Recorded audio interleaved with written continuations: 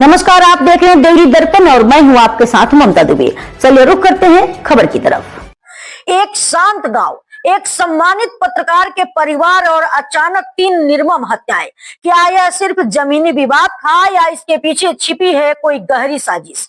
आज हम आपको ले चलेंगे छत्तीसगढ़ के सूरजपुर जिले के जगन्नाथपुर गांव में, जहां की इस घटना ने पूरे प्रदेश को हिलाकर रख दिया है। 10 जनवरी 2025 की सुबह पत्रकार संतोष टोपो के परिवार के 3 सदस्य, उनकी मां, पिता और बड़े भाई अपने खेत में काम कर रहे थे कि अचानक 30 से 35 लोगों का एक समूह हथियारों से लैस होकर वहां पहुंचा और उन पर हमला कर दिए। चश्मदीदों के अनुसार हमलावरों ने धारदार हथियार से हमला किया, जिससे मां और बड़े भाई की मौके पर ही मौत हो गई, जबकि पिता ने अस्पताल में जाते वक्त ही दम तोड़ दिया।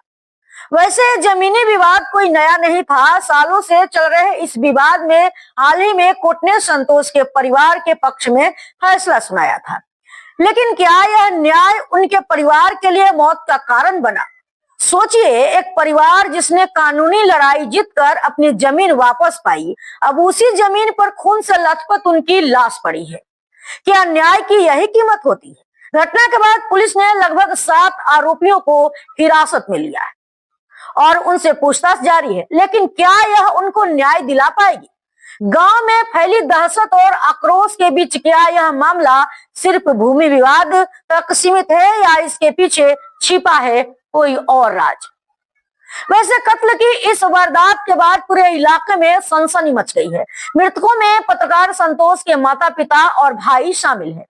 घटना दोपहर 1 बजे जगन्नाथपुर के खरगांव थाना क्षेत्र में उस वक्त हुई जब संतोष के माँ बाप खेत में काम कर रहे थे।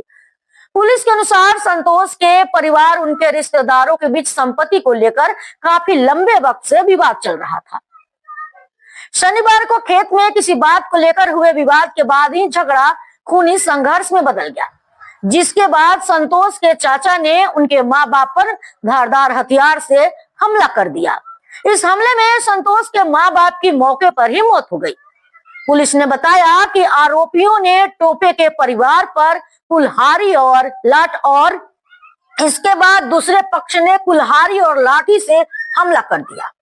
सिर में गंभीर चोट लगने से बसंती टोपो, जो संतोष टोपो की मां, और नरेश टोपो, जो संतोष टोपो के भाई हैं, मौके पर ही मौत हो गई। खड़गवां चौकी के गांव जगन्नाथपुर दुक्कापारा की आज की घटना है, जिसमें 2 पक्षों में जमीन को लेकर के, जमीन पे कब्जे को लेकर के विवाद लंबे समय से था और उनके बीच कोर्ट में भी मामला चला आ रहा था। उसमें एक पक्ष ने हमला करके दूसरे पक्ष से बसंती टोप्पो की वहीं पर मृत्यु हो गई। उनके हमले से लाठी और कुल्हाड़ियों से लोगों ने हमला किया था। नरेश टोप्पो की भी वहां मृत्यु हो गई, जो बसंती टोप्पो का बेटा था। और नरेश टोप्पो के पिताजी मांगेराम, ये घायल था, इसको अस्पताल ले जाते समय इसकी मृत्यु हो गई। तो इस प्रकार 3 लोगों की मृत्यु हो गई जो लाठी और कुल्हाड़ी से इन पे हमला किया गया था, जिसमें लगभग 7-8 लोगों को भी नामजद है और भी इसमें 10-12 आरोपी और भी हैं जिनके अभी नाम खुलासा होना बाकी है। जिनके नाम खुलासा हुए हैं प्रदीप, रोवन, बाबूलाल, रोपन, सियाराम, वीरेंद्र, धर्म साहब वगैरह के नाम इसमें सामने आए हैं और उनकी धरपकड़ के लिए टीमें रवाना की गई हैं। और इनमें पुरानी रंजिश थी, विवाद जमीन का था। और एक मृतक इसमें नरेश टोपो, उसमें पुलिस रिकॉर्ड में गुंडा बदमाश की लिस्ट में भी था। तो मामला पत्रकार के परिवार पीआरओ से पता किया गया तो ऐसा कोई नहीं है इनमें कोई पत्रकार या इनका कोई भाई वगैरह कोई पत्रकार की जो है किसी भी प्रेस मीडिया में रजिस्टर्ड नहीं है, ऐसी जानकारी पीआरओ से मिली।